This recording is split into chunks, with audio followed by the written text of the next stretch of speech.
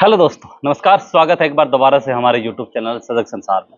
और रुक करते हैं हरियाणा की राजनीति के अंदर, क्योंकि जैसे ही लोकसभा के चुनाव खत्म हुए हैं, हरियाणा की राजनीति में ये मानो भूचाल सा आ गया हो। बीजेपी पार्टी 2024 के चुनाव के अंदर 10 से 5 सीटों पर आ गई है, तो वहीं 0 से 5 सीटों पर आने वाली कांग्रेस पार्टी अपने आप में ये कह रही है कि 10 की 10 सीटें जीत सकते थे।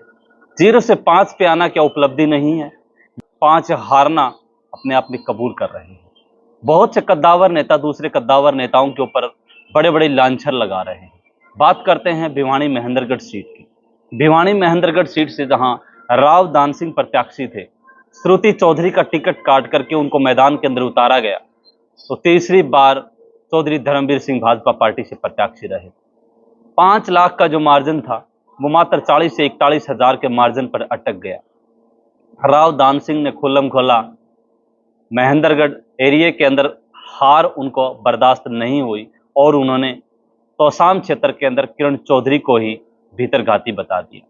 तो वहीं किरण चौधरी ने उनको बताया कि पहले का समय याद करें कि किस समय के अंदर श्रुति चौधरी वहां पे कितने समय से पिछले चुनाव में जब हारा करती थी, तो हमने उनके ऊपर कभी कोई लांछन नहीं लगाया, लेकिन मुझे कोई किसी भी प्रकार का कोई न्योता नहीं दिया गया, तो वो किस प्रकार से हमारे ऊपर प्रश्न चिन्ह उठा सकते हैं। अपने बूथ से हार जाते हैं रावदान सिंह और प्रश्न चिन्ह लगाते हैं तोसाम विधानसभा के अंदर। तो वहीं उन्होंने सीधम सीधा एक सवाल पत्रकार के पूछने पर बीजेपी पार्टी में जाने के सवाल के ऊपर भी उन्होंने कोई जवाब नहीं दिया। वो तो समय बताएगा। इस बात के ऊपर भी एक प्रश्न चिन्ह उठ सकता है कि क्या आने वाले समय के अंदर किरण चौधरी, जो बंसीलाल परिवार का एक रूप मान सकते हैं आप, कि बंसीलाल परिवार को आज अगर कोई बढ़ा रहा है तो वो श्रुति चौधरी और किरण चौधरी है।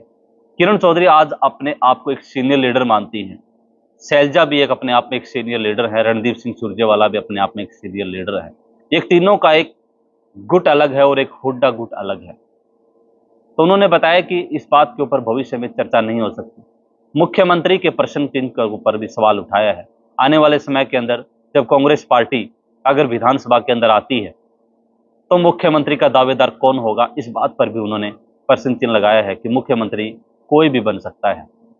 कोई एक व्यक्ति अपने आप में दावेदारी नहीं ठोक सकता। अपने ऊपर भी उन्होंने कहा कि मैं भी सीनियर लीडर हूं, कुमारी शैलजा भी सीनियर लीडर है, और आने वाले समय के अंदर कुमारी शैलजा, जो सिरसा लोकसभा से अभी फिलहाल की सांसद बनी है, वो भी आने वाले समय के अंदर मुख्यमंत्री बन सकती है। एक पत्रकार के सवाल पूछने पर आइए सुनते हैं किरण चौधरी ने क्या कहा।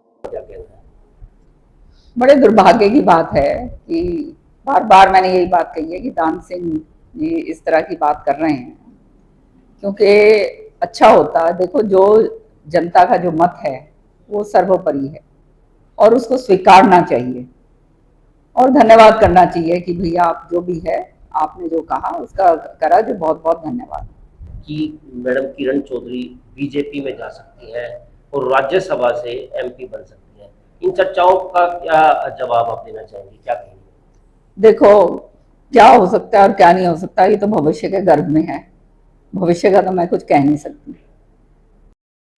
तो सुना आपने किस प्रकार से किरण चौधरी ने पत्रकार का सवाल का जवाब देते हुए, सुना आपने क्या कहा है। पत्रकार ने सवाल किया कि आने वाले समय के अंदर किरण चौधरी भाजपा का दामन थाम सकती है, तो उन्होंने कहा कि ये तो समय बताएगा, आने वाले समय में कुछ भी हो सकता है।